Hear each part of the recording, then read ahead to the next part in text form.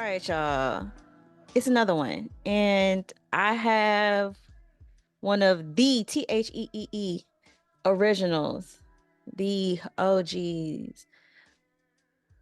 And it's Carmine Black. And if you know, you know. So I don't really have to say much because if you fucking know, you fucking know. And if you don't, you probably need to find the fuck out. Just do a little bit of Google searching. I don't know. Get your fingers to moving. Type in Carmine Black, and I'm pretty sure you'll find out very quickly what the fuck is going on. Or you could just listen and learn some shit because this is probably about to be a masterclass even in of itself. Carmine is a key holder for Wasp Nest.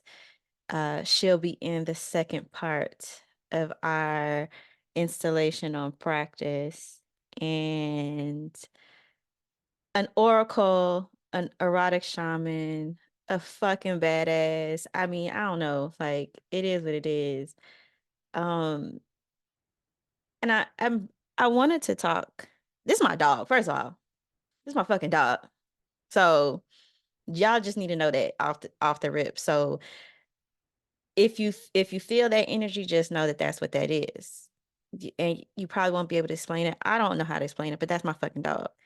And I feel like as somebody who has been around and around and around and around again, you've been through many cycles, many phases.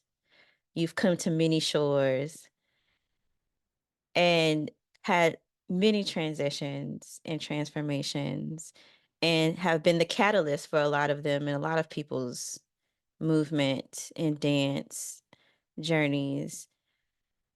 And the track that you're tracking is about shifting and what the shifts are like when you're being, or those states of being in practice. Carmine, I don't know.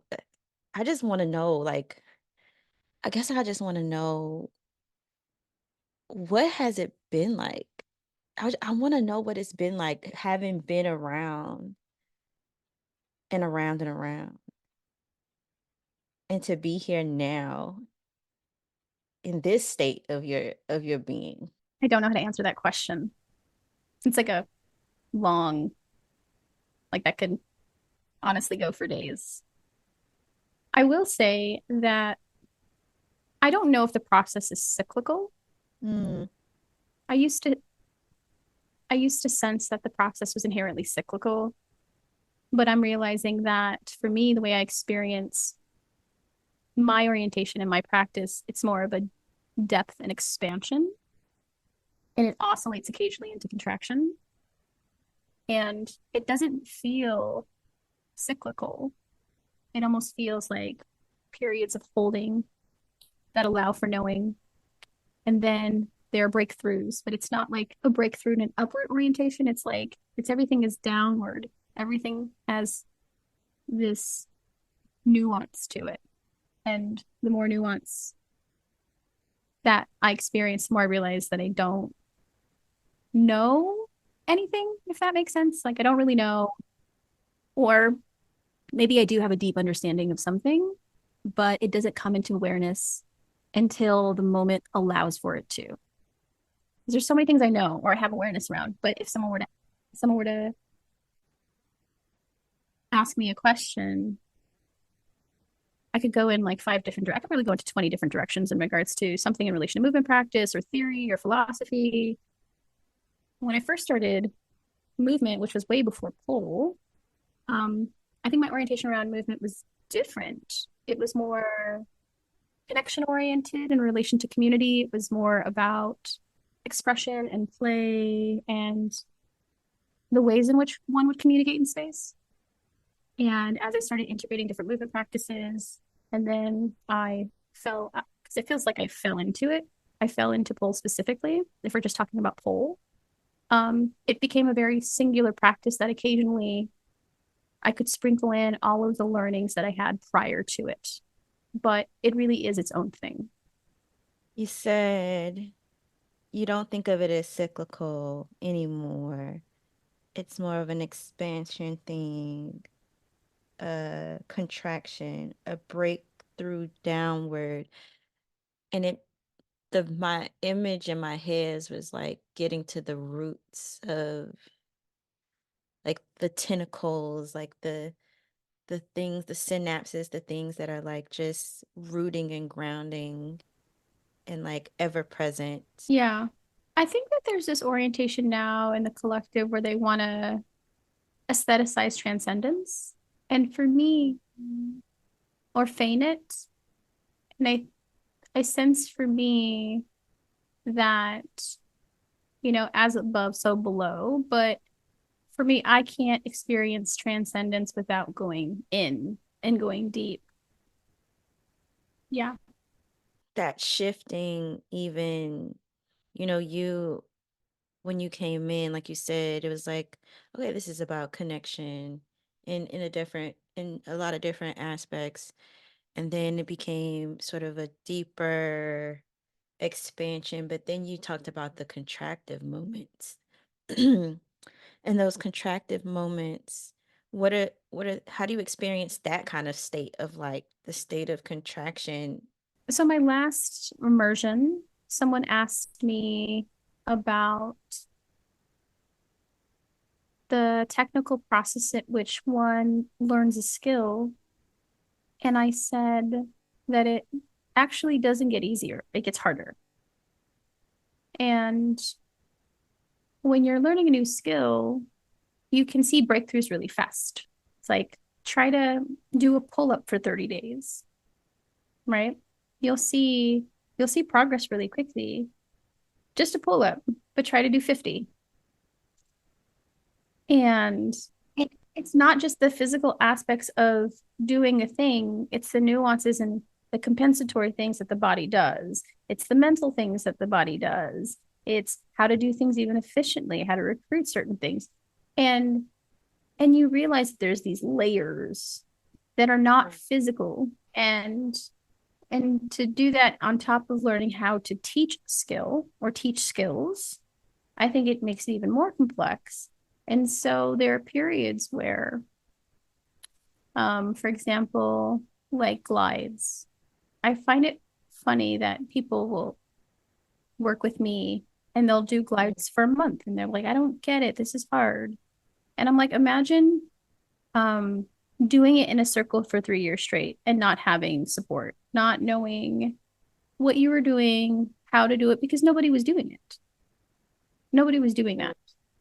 Nobody was willing to practice in that capacity, and just kind of be in the mess of what it means to be stuck. And I think that I was just persistent enough to keep doing it. And then I would teach something and I would learn something new and it would go deeper, and then I would practice and it would just, there are points in practice where you can spend 3 years hitting a glass ceiling and something will shift. You never know what the shift, like what um, instigates the shift, but then you break through and then you move a little more, and then it gets a little deeper, and it gets, and even the breakthroughs are, they're tiny shatterings, right? Tiny moments of illumination, and then it kind of just is like, all right, back to square one. Let's keep doing it. This is, I talk about how penetrative it is to receive insight from you. And I feel like, you know, Say more. Call me out. even Call with me out. even with even with your environment of shores, it's like, well, how deep you want to go? How deep you want to go? And I think that that's sort of like the thing I started to hear in my head while you were talking. It's like, yeah, you hit that contraction state. And the bid is, well, how deep you want to go? How deep you want to go? You want to stay here? That's fine. And like you said, like you don't know what instigates the breakthrough for you to move on or move to the next, or I don't know what the term, what tell me what the term you would probably use for like that Like, what's after the breakthrough? It almost feels like a softening, like there's more space. There's a little more space, there's a little more awareness. It's learning can move in millimeters. Knowing and understanding can move in millimeters. And even when there's awareness, like let's just say there's intellectual awareness, there's knowing in a moment. That doesn't mean your body wants to follow through. Ah, shit. So you could have that light bulb of, yes, I understand what you're saying now. And your body's like, all right, give me like 2 months to catch up to you. And so I always do find it funny when I have people, especially in in-person immersions, where they're like, "Oh, I have it," and I look at them and I'm like, "You really don't know how deep this goes, but I'm gonna let you swim where you're at."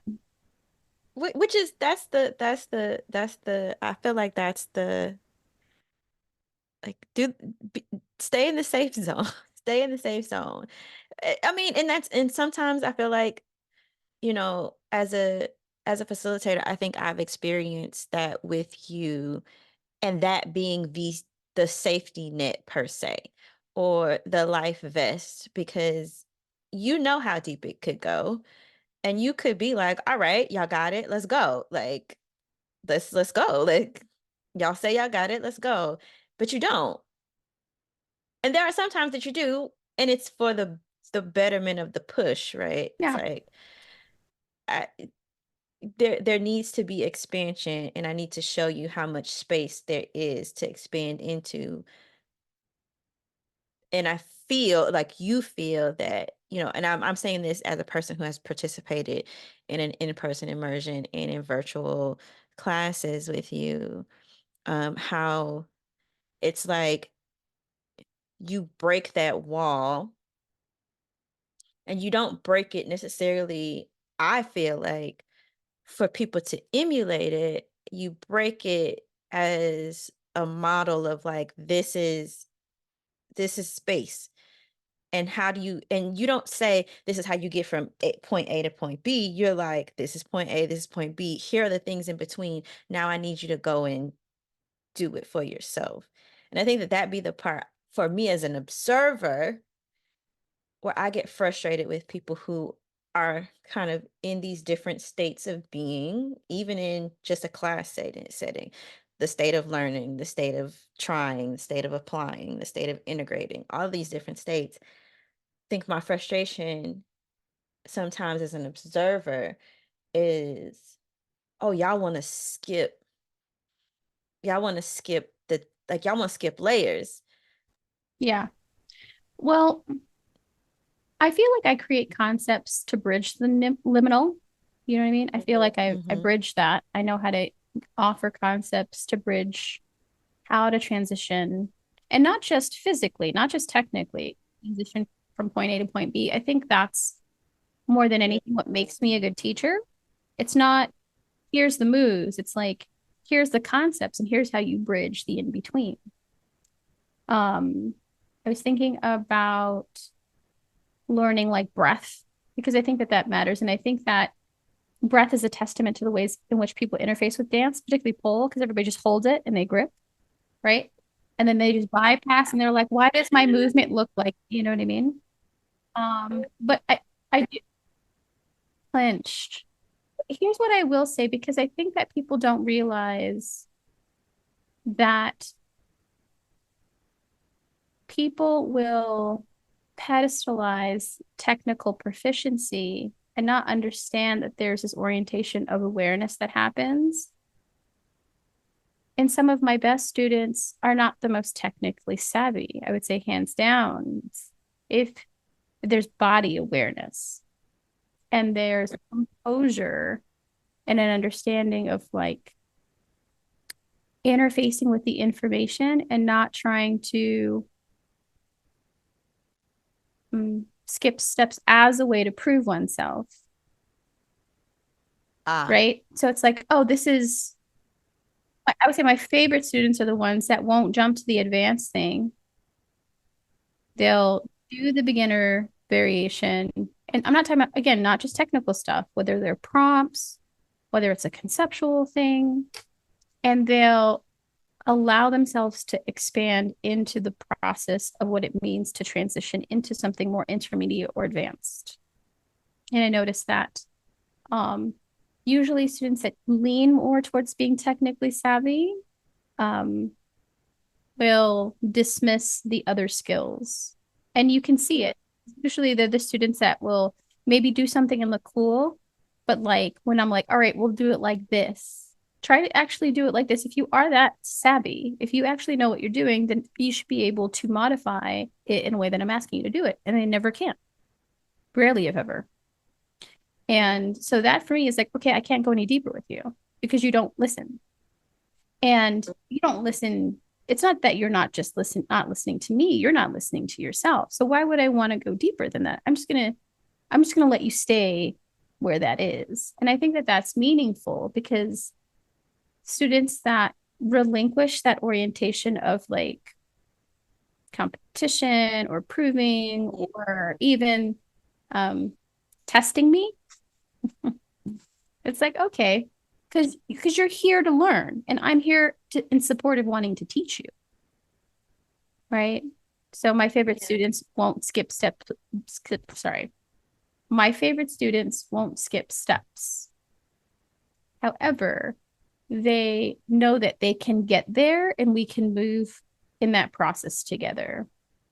I'm gonna say the thing. The thing is, I think that people may have an assumption or a preload, and I am calling this projection out because I think that it happens. They have a presumption or a preload that everything that you teach, you were taught.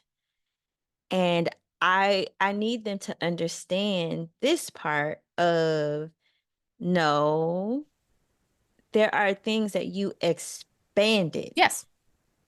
There are like and you talking about even as a student expanding into a particular concept, skill, whether it's soft or hard, technical or metaphysical, like whatever that skill is, expanding into it is what allows for, I'm just having this like moment in my head, like expanding into it is what allows for that awareness that you're talking about that isn't necessarily knowledge education, it's experience. Like it's like you did not learn edge work, you expanded that into the form that it is, Yeah. and so it It became became. it became Yeah. like it became as a state or condition as a result of the expansion from you dot dot dot, because I'll let you tell your own story. Yeah. I think a lot of my knowing is experiential. If you ask me who I learned from, I'm somebody who loves attribution. So I will inform you about where somebody informed me of something, or maybe even taught me basic Mm-hmm. biomechanics of a thing. Right. But I need people to understand like what self-taught for me means. I think that there needs to be a foundation at which you learn stuff, but where do you expand from? And did you expand on your own or did you expand with the help of other people? So the foundation was laid for me with people who I'm more than comfortable informing. And I talk about people in class all day. That's why I find it fascinating that people feel weird about attribution, because that is a form of my lineage, which is a form of my movement family. Um, but when I think about if someone were to say, well, Carmine didn't do this, and it's like, well, who taught you how to cue that? Who taught you how to do that functionally? Who taught you how to do that sustainably? Who did I learn that from? I learned that from myself. I learned that from trial and error, from 12 years, minimum 12 to 15 years of practice on top of teaching, on top of 12 years of teaching. So, um, yeah, it's the foundation is not self-taught, but the expansion, the deep expansion, the capacity to cue the understanding of what it means to actively do something sustainably and holistically, that's me. That's all mine, which is different. And it's so fascinating in this moment. I'm having like so many like things are like clicking, knocking, locking into place because I think about your like the period at the end of your sentences is I want you to these are tools to bring you to yourself. Like these are tools to bring you to yourself. And my wonder now is if people could grasp a hold to being okay with being in a certain state and not trying to jump out of it, but to expand into the next one by way of the natural, just the natural, like just the living, just the experiencing, just the being. If they would do that, then they could probably arrive at themselves or something more of themselves, more space of themselves, more and then I think the the state kind of shift of like, oh well, I quote unquote know a thing. I know how to quote unquote do a thing. Now I want to teach a thing would be very that sort of like transition would be very different for a lot of people because I'm not sure that people actually even know that transitioning from the state of being a student to the state of being someone who's a teacher, a facilitator, like that in and of itself requires a call in, call out of expansion. Like you said, like this breakthrough moment where it's like you can't anticipate it, you can't precipitate it, it just happens. Like, but I do think that there are people who try to make fetch happen. And in the process, they break bonds, they burst their own bubbles, they shatter their own selves. Yeah. Well, I think it's different now. I think that people want to position themselves. And I feel like when I was doing it, it was more a matter of um, resourcing. Like there wasn't enough teachers. And I think a lot of people can identify with it. Like if you're progressing as a student, um, studios see you, they see you maturating, you're part of the collective, and then they want to integrate you in.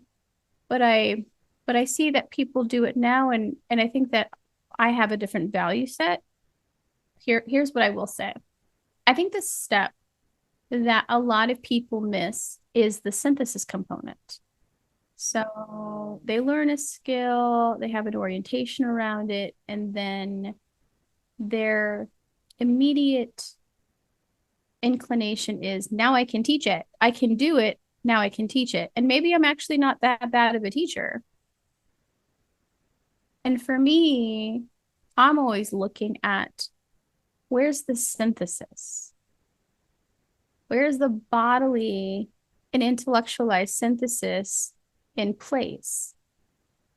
And if I see that, then I want to encourage someone to teach. And I feel like relationships with people where I've cultivated them over time and we have the same value set, um, and they respect the work that I've done because I'm imparting that information to them and I can see that there's synthesis. There's this desire, there's a curiosity, there's this orientation into learning themselves, learning how to explore a process, and also even learning how to impart that in a way that's in alignment with their voice, not my voice, their voice. It's, I can see the synthesis. And it's like, can you please teach at that point? For me, as a teacher, I'm like, please teach. Because there's not a lot of individuals like that. I just don't. And people might roll their eyes and feel some type of way about the statement that I'm going to make, but I've rarely interfaced with individuals where synthesis is the baseline for teaching. And so it's really hard to take a lot of teachers seriously. If we can't talk about the body in a way actively informs depth and experience that is very experiential and Yeah. that can be applicable to all kinds of bodies. That's deeply compassionate and understands the complexity of what it means to manipulate the body. Um, and is curious, genuinely curious about how to do that in an ethical way. Yeah, I just don't see it a lot. We gonna take some space right there. I'm gonna give y'all some space. I'm gonna crank this music up a little bit, and I'm gonna give y'all some space to let that land because, yeah, just let that sizzle in your spirit, and then we gonna come back.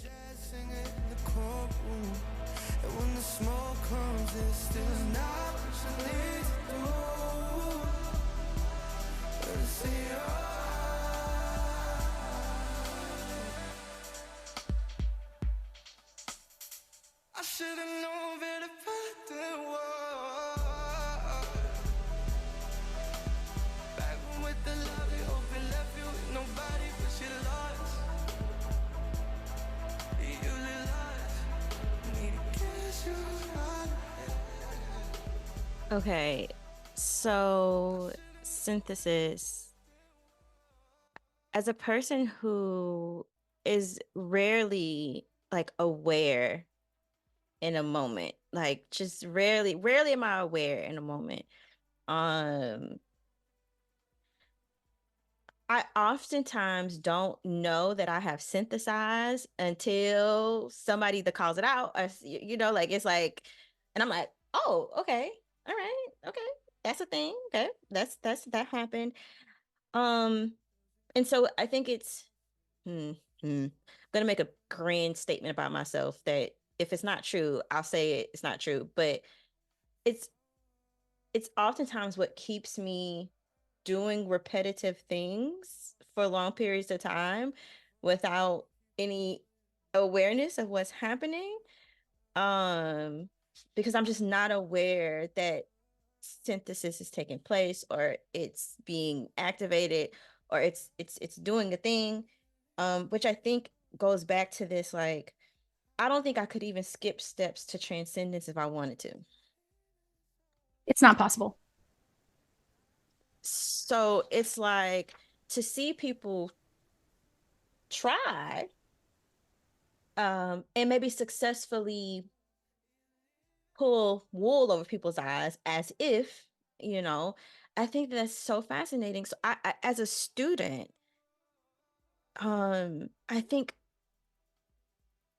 and I can't wait to shut the fuck up so I can let you talk.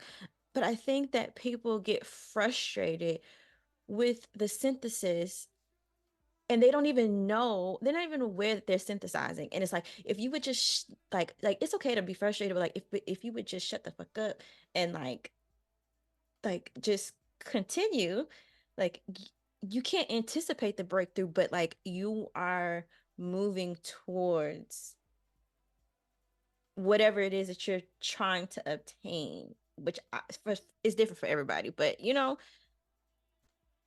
I think it is different for everybody. And I sense that because we, again, that pedestalization of technical acumen, that, oh, they're really skilled at doing this thing. It looks really, but for someone who's doing it, has done it for a long time. And so for me, I'm not invested because I can see in it. I can see through it.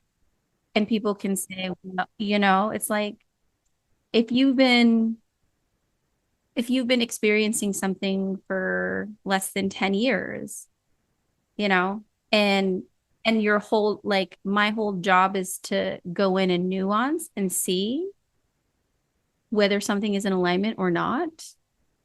Um, whether it's the technical components in relation to weight distribution, expression, like the capacity to really explore movement quality, and there's so many other things that I'm looking at the same time. And so I can see when it's in alignment or not. And I don't know until I see it. But when it comes to synthesis, for somebody who is splenic and very in the now, I feel it. It's a felt sense. When I've broken through, sometimes it's looking to the past. I think that I find it interesting that people perceive themselves as researchers, but they're not process oriented in relation to actively looking at not the progress of other people to emulate the experience, but the process of their own practice. That's why I see so many people and I'm like, that looks familiar. I wonder what you would look like if you stopped putting other people on. Actually, no, because eventually you're going to get bored with this too, and then you're going to try to put yourself back on again. Especially if you don't have stimuli, you don't have that stimuli to steal from. That's a read. And if it ain't for you, put it down. If it is, please pick it up and read it. Like, just get your life, get your motherfucking life, because that's a read. I want to. And speaking of read, I want to read this quote. And it is a citation, and I will, I put the site. I cite and source. Y'all know how I be. But this quote says, connoisseurship, an acquired ability to judge quality on the basis of having looked at many dances, is related to dance theory. Judgments rely on past experience, training, and cultural biases, and personal values, and idiosyncratic preferences. And I think that what you just said is, as your experience to be true, is what this statement by this scholar is basically saying. It's like the ability to judge quality, and not technical skill, aptitude, ability, but like the quality of a dance The holistic comes quality. from, yeah, it comes from an amalgamation, layers. We're back to that. The synthesis of all of these things happening. So, as a student, it's like, mm, not allowing each part of the process to take place is actually a disadvantage, and probably will lead to what you how you just read, which is motherfuckers just putting on who they see as a model. Just putting it on, just putting them on, putting them on, putting them on, putting them on, trying on different bodies, trying, and I think that that's a learning model, but past the learning, the integrative experience of like being, Yeah, it's not like, sustainable. yeah, it's not sustainable. Like, how do you shift from learning to being? Like, how do you shift from, like, okay, I am a perpetual consumer of educational content, or educational theory, or educational this and that. I'm a consumer of that, to I am being the things that I am being. Like, I'm this is me. I am a human being. I'm being in my dance. I'm being in these things. And I think that that's so important. Like, I'm just like, ooh, oh, God. You know how we talk about your aura being, like, temperature wise, being cool. Like, that's such a breath of fresh air. And when I say fresh air, I mean, like, when the wind is blowing on a spring day and you walk outside and you're like, oh, that feels so good. That's what just happened when you just gave that read, because I was like, yeah, and yeah. Yeah, I think as somebody who studies theory and studies bodies and has studied as many bodies as I have, I'm always looking for the layers. And I think more importantly, I'm looking for them. And like inside of what's going on, despite the conditioning, trying to figure out what's going on, where are they in relation to their movement? In alignment are they with their bodies? How authentic are they? How connected are they to themselves? Like how much of it is integrity in integrity? And you're not talking about like a moral No. sense of like integrity. No. Yeah, you're talking about something a little more succinct and personal to each being. Yeah. Like, yeah. Because someone's expression versus another person's expression should be different. It should be differentiated. Even if and I think something that I deeply value and I've always valued is the capacity for people to think for themselves and be individuated, despite what anybody might like to say. Um, for me, even if you're conceptually learning from me, you can tell that the experience was imprinted and informed by me, but that despite it, you have the space to be yourself. You have a sustainable model of movement and an understanding and different tool sets to like get deeper into yourself, and you can do it safely, and that creates spaciousness for you to align with your own frequency, your own expression. That's important to me. That's always been important to me. And so when people mischaracterize the way that I teach, I'd say that is probably the most frustrating, because I think that they're usually the same people that want to homogenize everyone. And for me, it's like, I'm like, and you can't say that, because if you've worked with me, I got screenshots, where I've said, I want you to think for yourself. Consent is important. Like, like, like I want you Which is so crazy. Yeah. Yeah. Oh, so tangential, but relevant. It's like with this whole like there was a situation today actually where someone was like, well, if you want to be more inclusive, and I'm like, inclusion isn't like the ultimatum here.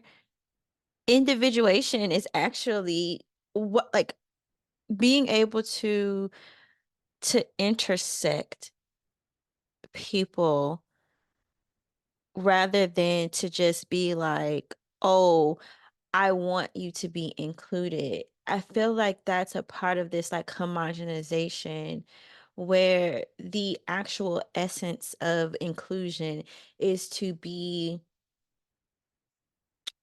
not to be homogenized, but to be able to recognize difference and make space and room for that to be not tolerated, but like, okay, I don't necessarily think this way, but let me be open to, at the very least, observing. To be in support And of. Yeah. Be in. yeah, Yeah. and it's and or I don't think this way, so let me not even participate. That's a concept. I would say, hmm, hmm, um, I would say that inclusion without the orientation of intersectionality is just a platitude. Yeah. Mhm. I'd agree. It's a platitude. It's virtue signaling. That's all it is.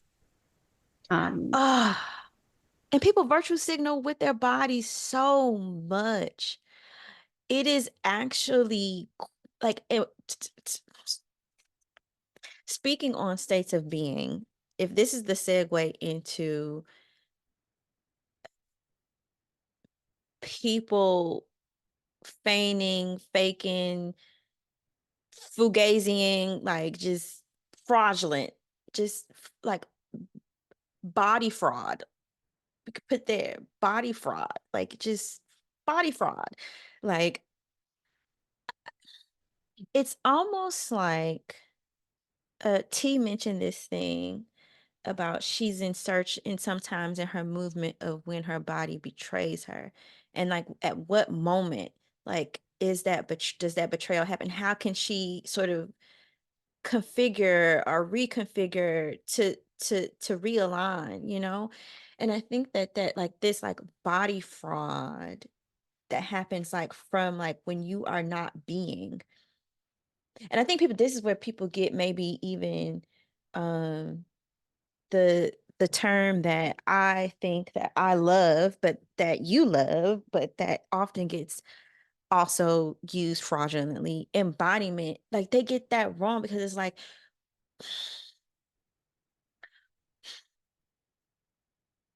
if you choose to say, I'm going to embody this identity and it's not yours, or you say you choose, I'm going to embody this aesthetic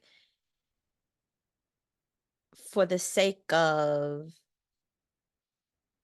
I need it to be beautiful. Like, what kind of betrayal is that to your actual felt experience, to your actual like personhood? Yeah, to the parts of yourself that really need to speak. Yeah. Um, I think that I like to think about safety and self. It keeps popping up for some reason. It's like, because I feel like we orient into safety at a deep expense of self-betrayal, right? Because that safety might not inherently be functional for our overall well-being or belonging or being chosen. And it's like, our when we're making meaningful decisions or creative decisions or even like something in the moment, are we choosing ourself or are we choosing an external variable? Are we choosing safety? Are we choosing acceptance? Are we even giving the external variables the benefit of the doubt that if we choose ourselves, they might actually accept us, but we don't know because we just have these habitual patterns of choosing things over ourselves all of the time. And there's not a value judgment on it, but if that's Right. all you do, how do you know anything different? And when you see someone who maybe is choosing themselves, because I see it all the time, I feel like a lot of the stuff that I bump into is individuals resentful of people who choose themselves or embodying the choosing of self, the choosing of self-love, the choosing of um, reclamation, the choosing of this orientation where I'm putting myself in the front of this thing, even if it's vulnerable, even if it's ugly, even if it's uncomfortable. I'm putting myself in the front of this as authentically as possible, despite your expectations of me.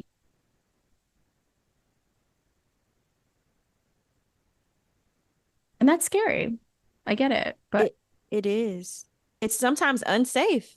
Like you said, like it's unsafe to decide to be yourself sometimes. all the time, Like you know what I mean? All the time. I mean, let's just be honest. It's that's unsafe because there's ooh. uncertainty with that. We assume that if we are not choosing other, right, we might lose that. We might lose those connections. We might lose those relationships. We might lose our social status. We might lose work. We might lose all these things. I understand, but what are you losing in the process of that? God.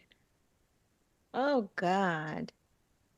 And what does that mean for embodiment?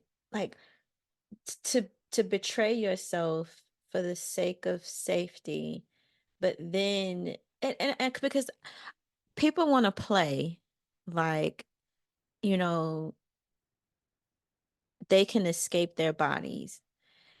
Y- And the thing about it is, for a moment, maybe but if you are present in your body is feeling, you're just turned off. Like you're just glossed over.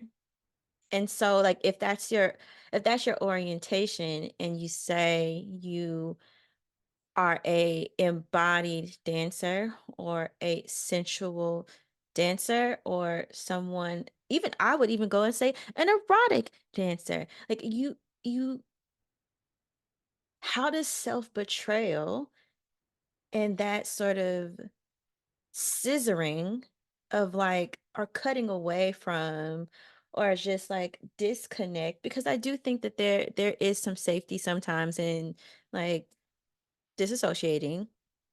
There's some safety in that, but like your body though, like your body, like Just dissociation is meaningful.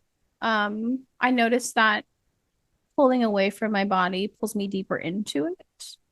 mm, I think there are moments of self-betrayal, deep self-betrayal, that have given me the perspective of knowing that it's meaningful to not do that. I kind of had to have the experience of doing it. And maybe even subtle ways where I might notice conditioning around it and realize it in a moment and say, I'm not going to do that. I'm going to choose something different. I think it is a practice, and it would be easy to just judge people and be like, you're not embodied and you say you are.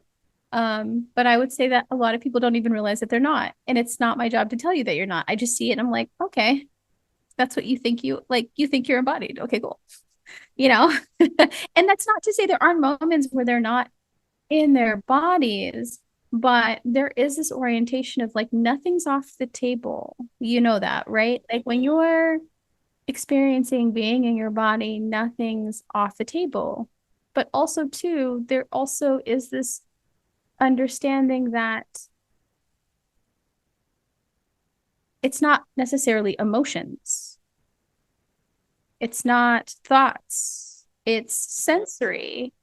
And the sensory brings us into experiences that brings up stuff in the body, that brings up thoughts. But we're like, we don't even want to sense a thing. We don't even want to touch a thing. We don't want to be touched by a thing so that we can experience pain. We can experience or confront ourselves with things that are unsavory or actively see the ways in which we do self betray on a regular basis. And I think it can be very disconcerting when you say, I mean, I can't tell you how many people I've worked with where they'll say, oh, I have embodied certifications, or I teach embodiment, or I do embodiment intensives. And then they come into my stuff and I'm like, wow, you facilitate embodiment and you can't even sit in your own shit. Wow. You can't even sit in the things that are being mirrored to you. You can't even look at a different orientation in relation to what you are bringing up in space and realizing that you probably are the problem.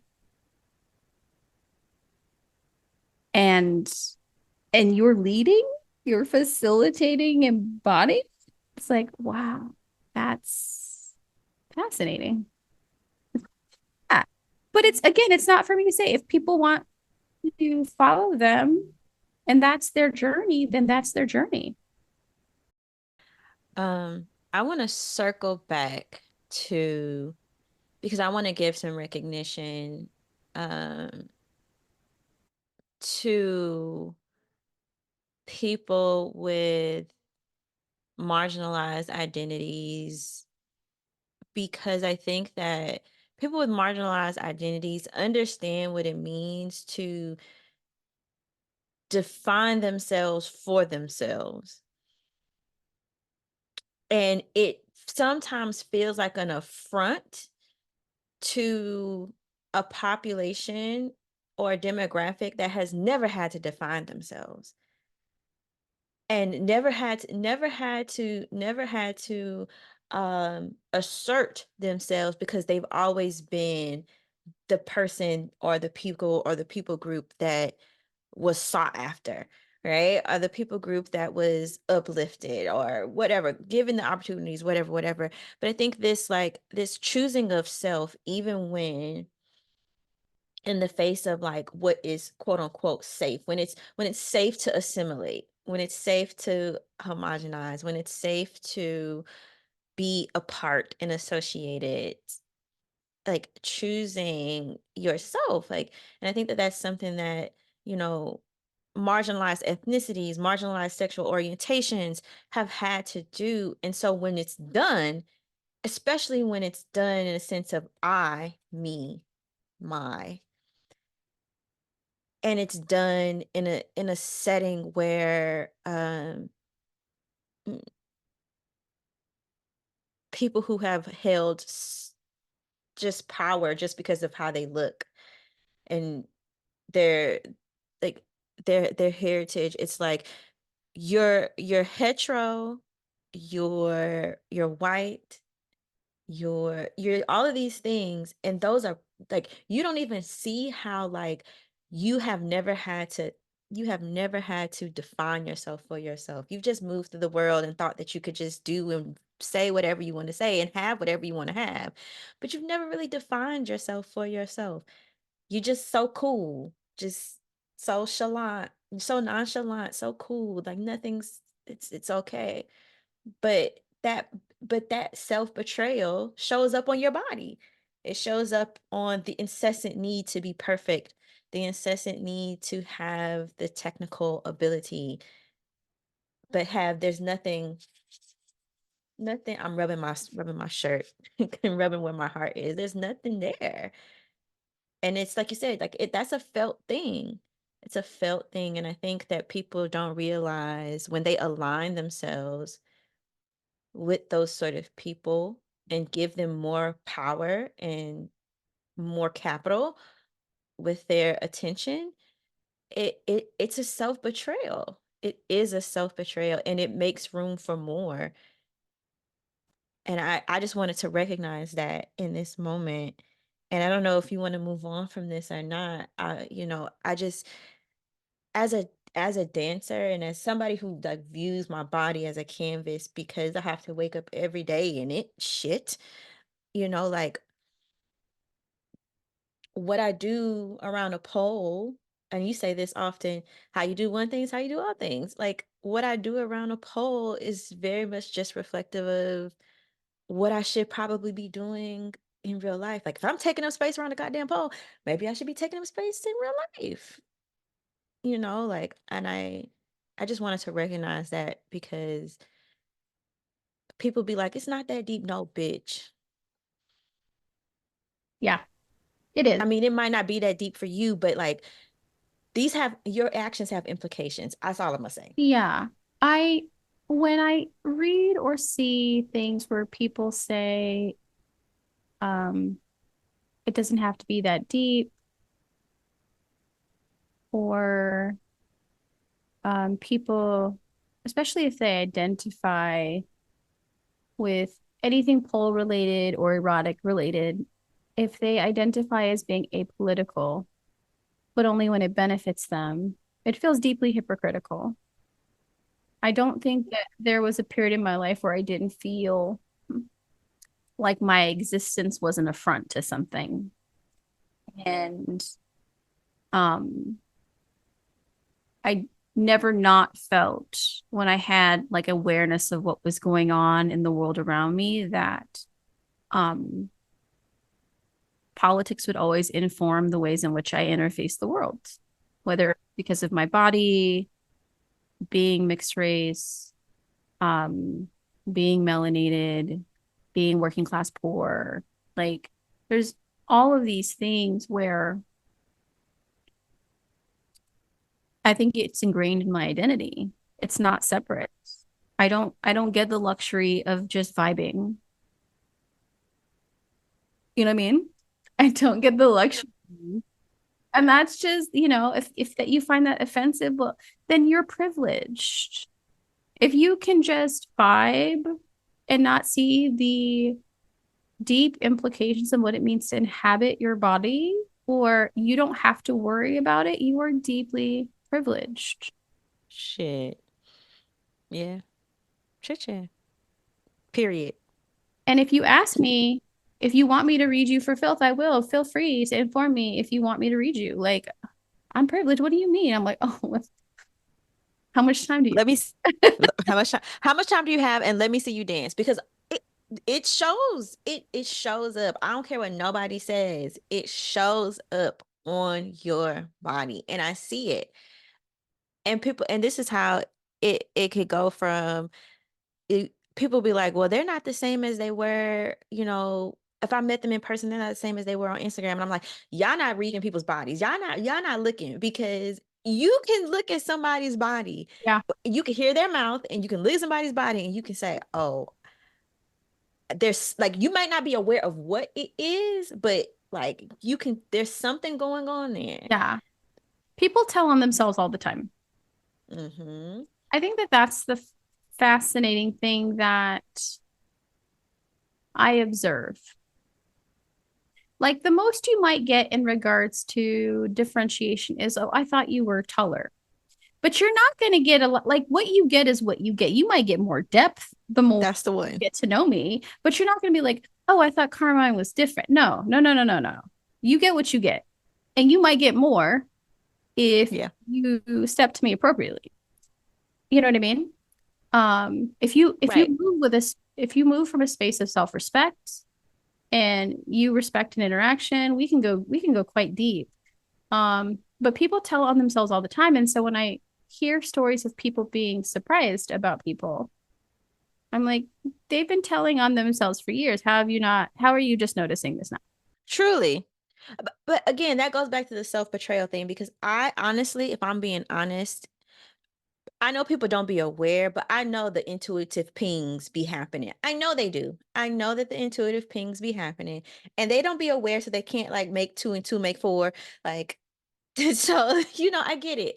Everybody, I used to be that person too, two and two don't make four, but I'm feeling a ping. So, and you're just like, well, there's four, there's two. I don't know, so but you knew the whole time. You knew.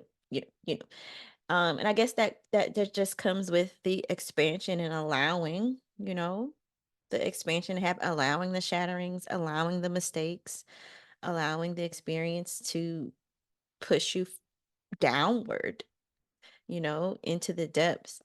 Um, All right, let me scratch the record right here because we need to take a meditative Selah, just pause, right? This is Ashley from the future, and I am stepping into the past just to pump the brakes a little bit and let y'all know that I'm going to drop this episode or this conversation in 2 episodes. So this will be the first episode, and then there will be a following episode that has the rest of the conversation in there, because there's just a lot of brilliance and insight, and I think that an hour is enough.